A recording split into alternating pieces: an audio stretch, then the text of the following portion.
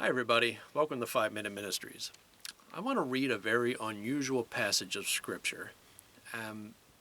It's from Mark chapter 7, starting in verse 24. And Jesus got up and went away from the region of Tyre. And when he had entered the house, he wanted no one to know of it, yet he could not escape notice. But after hearing of him, a woman whose little daughter had an unclean spirit immediately came and fell at his feet. Now the woman was a Gentile of the Syrophoenician race, and she kept asking him to cast the demon out of her daughter. And he was saying to her, "Let the children be satisfied first, for it is not good to take the children's bread and throw it to the dogs." But she answered and said to him, "Yes, Lord, but even the dogs under the table feed on the children's crumbs." And he said to her, "Because of this answer, go, the demon has gone out of your daughter." And going back to her home, she found the child lying on the bed, the demon having left. Now this is very unusual because it seems that Jesus is denying this woman healing for her daughter.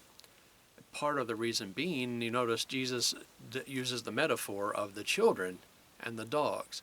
Now he's not calling her a dog. He's using metaphoric language like he did many, many times. And he's saying he's coming to his people first, and then it'll be time for the other people. It'll be time for the Gentiles. The time of the Gentiles hasn't happened yet in this timeline. And the point even isn't where Jesus is going, because some people will think Jesus is being mean here by not only referring to her as a dog, and also saying he's not willing to help because she is not part of his people.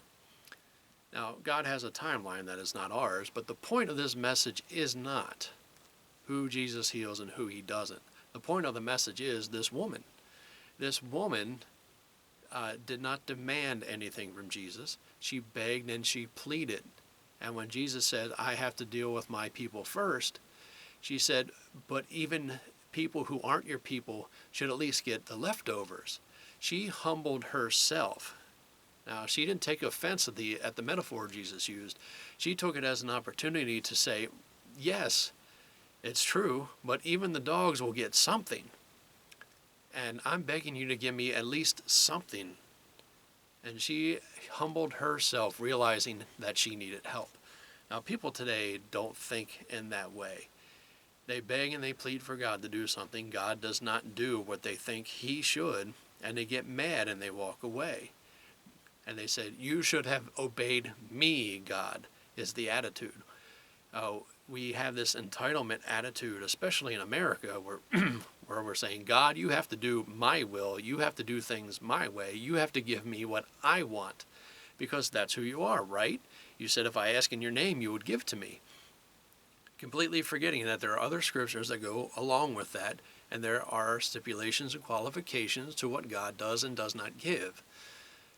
But it all has to start with humbling ourselves to him. He will not even bother listening to us if we have any sin in our hearts. He will not bother listening to us if we are intended to go the opposite direction. He's not going to listen to us if our intentions the entire time is to do as we please anyway. We need to humble ourselves and ask God for even the leftovers. Now, we want the main course, but sometimes we need the leftovers to teach us that we are not the end-all and be-all. We cannot make God in our image, and we are to be subject to him, complete and total surrender and humility. We must completely submit to his will if we want him to accomplish anything in our lives. We are his servants. He is not ours. This has been 5 Minute Ministries, and I'll see you next time.